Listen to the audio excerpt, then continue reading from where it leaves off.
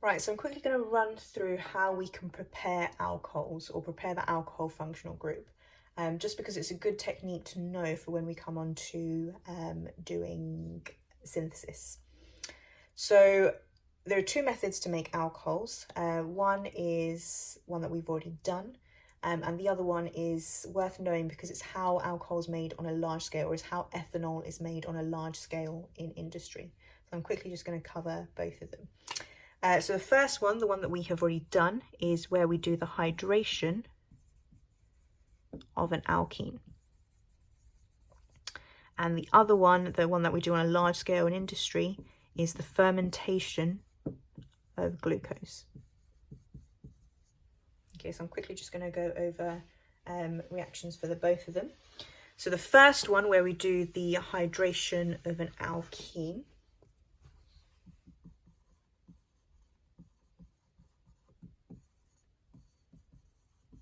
we can essentially make any alcohol from the corresponding alkene. So I'm going to go for a simple one. I'm just going to go for ethene. So in order to do this reaction, we have to react it with steam or H2O gas. And we need to have phosphoric acid present as the catalyst. And that's going to form the corresponding alcohol, which in this case is ethanol.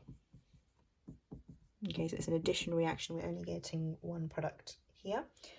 So that's what we can do. We can make any alcohol from its corresponding alkene using this method. The other method is the one where we make ethanol on a large scale.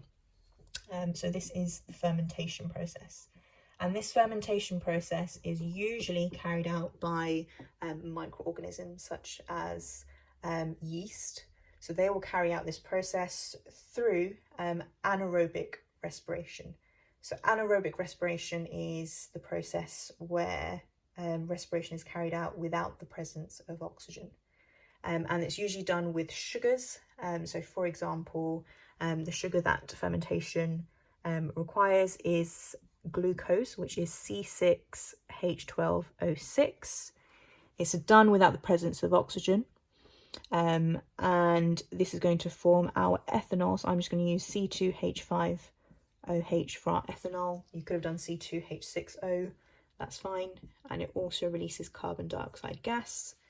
And in order to balance this, we need to have two of those and two of those. So this is what we use on a large scale to produce ethanol from sugars.